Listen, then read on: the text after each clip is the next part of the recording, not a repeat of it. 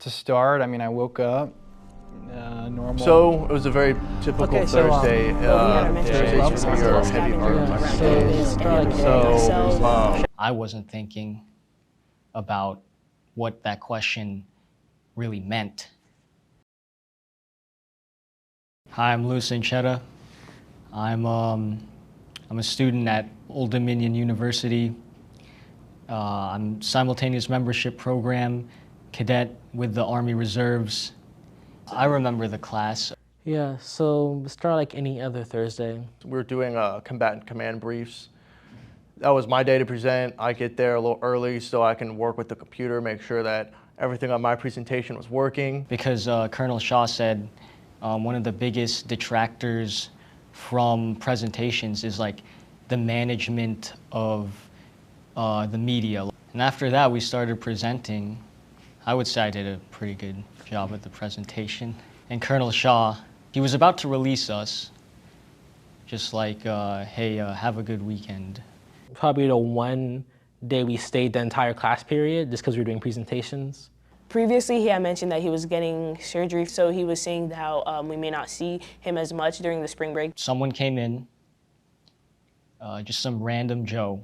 We have a class after ours, so we didn't know if he was just early. There's been times this overlap before. I was sitting in the front row, 2 seats away from the door, and he asked, is this the ROTC classroom? Probably waiting for the next class. Nervously says, is this ROTC or is it seminar? Nobody said anything. Nervously again, says, is this ROTC or seminar? I was like, yeah, we're ROTC. I think Colonel Shah was nodding his head, yeah. I wasn't thinking about what that question really meant.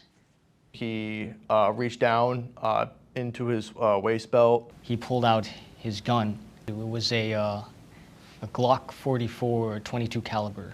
And shouted, Allahu Akbar, and began shooting initially at the direction of Lieutenant Colonel Shah. I don't remember exactly what he yelled, but he yelled something. And he starts firing at Colonel Shah. I remember my first thought was, is this a drill? Is this? So we just talked about force protection and then when it actually started to happen, I was like, oh, this is real. Everybody had dropped down to the ground. And myself and another cadet was sitting next to me, and we immediately go down to the ground. I just immediately got underneath the desk, since I was right there in the front. With my pocket knife, I open it. I run up, and as I'm running up, Colonel Shah lunges at the guy and starts wrestling with him upright. I saw my instructor kind of lunge at him, and when I got underneath the desk, I saw them together. If he didn't lunge at him, I wouldn't be here right now. There's a possibility he could have turned his gun, and I could have been next. They're fighting like this. He's shooting shots. I come up over here, and he shoots one stray that way. He shoots another stray, and it hits me. It really didn't feel like it hit me. It felt like a graze. After that, I'm like, I can keep on going. So Colonel Shah finally turns him around. So then after that, I'm like, I'm ready. So I just go in there, just start stabbing him. As I'm stabbing him, other cadets jump in. And then after about 2 to 3 more shots, we both stand back up and see that Lieutenant Colonel Shah and Anchetta had already reached the gunman. And then I saw a cadet in front of me. I saw his feet jump over a table and rush up. And so I said to myself, well, if he's going, I got to back him. And so next thing I know, I pop up. I run around the table, and then all I see is I see Colonel Shah grappling with the guy, some other cadets, with the gun, and I just rush up there, help. By the time I get there, there's already 3 to 4 cadets on the gunman, but they're on the upper torso. So he still had his hand on the firearm and pointing straight up, like away from him. So when I got up, my priority was to secure it. So I grabbed it and pushed it in the direction of the wall. Yeah, he's getting stabbed by a couple different people. We're kind of throwing blows, wrestling with his hand. Hand had a gun on it. And we all fall on the ground. We're all in a pile. And because he's still a threat, I'm still stabbing him. We did what we tried to do to get the gun away from him, and he wasn't letting go of the gun. And I just happened to have a knife on me at the time. And Jetta and I, we were like neutralized this guy. And it wasn't until I was able to squeeze my fingers between the gun in his hand before I could rip it out. Upon getting it out of his hand, I dropped the magazine and pulled the slide bag, which was 1 round left in it. The magazine was empty, but when I pulled the slide bag, 1 round ejected. I put it on the table, knew that it was law enforcement would want it at some point. I remember folding the knife, putting it back in my pocket. So I'm starting to feel a little bit of pain. And I'm like, guys, can you get off of me? I think I've been shot. So I get up, but then I sit back down. And I'm like, guys, I've been shot. Can you go and help me? On an instant, we switched over to doing combat care. It just was what I felt I had to do in that moment to get there and do what I could. It's different when it's not a mannequin and it's your friend. And so myself and another cadet pull him to the side and lay him on his back and begin performing first aid. We knew immediately that he had been shot on the chest. Do you have your phone? You want to call somebody? And I said, yeah, it's in my pocket. And I just take it out, hand it to them, and I'm like, call my mom. After we had disarmed the guy, the shooter, I'm just like a laser beam on Colonel Shah. I was trying to like sweep for blood while he's standing up, and then kind of fell back into the wall and onto the ground. I like called him on the way down, and I found a gunshot wound to the upper leg, like upper, I guess, right thigh. Somebody give me a belt. Somebody give me a belt right now. I handed my belt to Reinenberg so Reinenberg could get it high up on the over the gunshot wound. There was also a level of fear from not knowing what was next. Didn't know if there was more in that building. Didn't know if other areas where we were at were being attacked. Luckily, I had the ODU's chief of police number saved in my phone for his personal number. I have access to all like the battalion group chats, so I was like this message for accountability. This is not a drill. This is like a real life scenario. We need a full accountability of all the MS levels. I was standing outside and I was like waving people out, and I didn't leave the area because like my first thought was like I can't leave them behind me. But Reinberg put him at the classroom because he had 2 belts on his upper thigh. Kind of like trying to fight me to get up in a way, like kind of like push me off of him. He's trying to stand up, and I'm like, nah, man, you can't. You're not moving anywhere yet. So I get to the stairwell, I see some cops coming up. I say, follow me. Get there, I point out, I said, there's shooters there, he's down. And then I was like, these are our gunshot victims. It's not until the 3rd set of law enforcement comes into the room, which are SWAT officers, where they take over performing first aid on Enchetta. They put a chest seal on me, make sure I'm okay. And they put me in a stretcher. And then, yeah, the police took him. Get to the hospital, and then I just go into surgery. We were brought to the police station. We waited for everyone to get there, for them to get set up, and then I was interviewed, and then I went and sat with the rest of the cadets. Like, they said somebody died, but I'm like, I don't know who it is. And then I'm kind of like, it was on Facebook, so people can comment and stuff.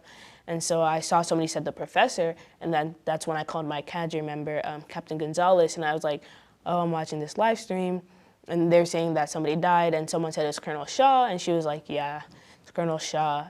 By the time I came back home, we did hear about Colonel Shah's passing. There was definitely this sense of, could we have done more? What went wrong?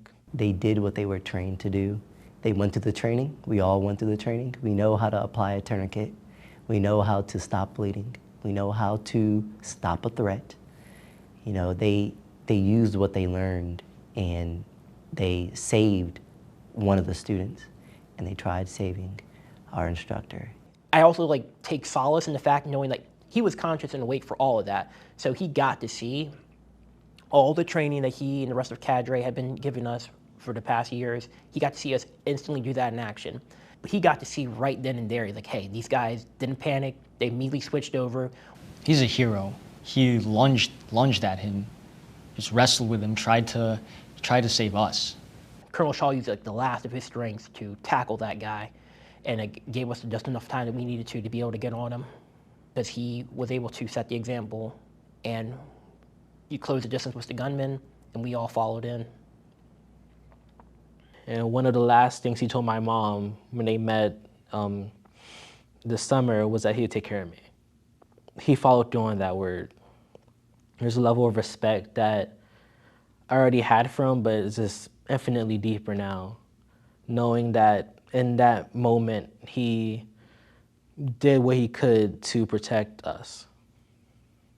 For one, I'm like honored that he even thought we were worth doing that for, and then it just shows how like regardless of the environment, whether you're in a combat zone or whether you're in peacetime operations, the readiness is always there. The only reason we were able to do what we did in the end was because of him. It's never easy to lose a friend and mentor, and especially such a great teacher. Like looking back at it, never thinking that I would have to speak at his funeral, that I would have to go and sit through it and listen to the wonderful stories. Everyone looked up to him. He was the standard to follow. How you can build connections with your soldiers and with the unit that you're with and treat it more as a family instead of just a job. Lieutenant Colonel Shah was almost like a second father to me. He saw the best in us. And when it came to it, he stood up without hesitation and ran to protect the family that he was building, embodying everything that the Army values speak for. Colonel Shah loved the Army. He loved it. And he loved Army aviation even more. And then he loved us. And he loved his family, his son. So he has a saying, be bold, be quick, be gone. Colonel Shah really set that example for what it means, not just as a warrior leader and soldier, but also just as a human being. I gave Colonel Shah over to paramedics alive and talking. The next few days following this were hard, really, really hard. I mean, in the last 2 weeks, I've definitely felt angry about the situation. I've been upset at the loss of a friend and mentor. I know the day after everything happened, I walked by the little memorial that they set up in Constant. It was really hard to go back there. It was really hard, but seeing the memorial, it really helped. But I think moving through this is kind of just taking it as the example to follow. Like, we're back at training, we're back in class, we're 44 days out from commissioning as of today, so we've got to keep pressing on because that's the direction that he would have pushed us on. I think the biggest thing for me was trying to find some of a normal rhythm. I think that, especially that first week, I wasn't really working out. I was talking to friends and family here and there, but conversation just kind of felt different. We're not even commissioned yet, and we're dealing with these threats and pretty much unprecedented attacks. Try not to go through the why me of things and just figure out what can I do to better the situation for myself or those around me. It's been better as the days go by, and I've been focusing more on trying to enact change on the campus. We just recently had a meeting with the president and his representatives this past Friday. I was kind of the arrowhead to that meeting, and we had talking points on what the school should do better, what they did do good, and recommendations for them as well. I think we're really strong as a whole, and like being able to continue operations after an event occurred like this, it takes a lot of courage. I was talking to a counselor and he said the most important thing was that none of us froze. We all got help, aided Colonel Shah, subdued the assailant, started calling numbers, getting people to their homes. I think there is a level of determination. And in talking with a lot of my classmates, even that day, we all kind of looked around and was like, we're still down for this. Like, I'm definitely moving forward, keeping in mind the realities of what it means when someone else's life's in your hands, especially as a leader. The community really cared for us and made sure we're doing okay. I'm doing way better, honestly. I've been going out, seeing friends. They've been coming to the house. We've just been hanging out. And I am branching infantry. I actually ran yesterday. I mean, it wasn't as fast as I usually do it, but it was something. Quick reaction leads to quick results, and that saves other lives.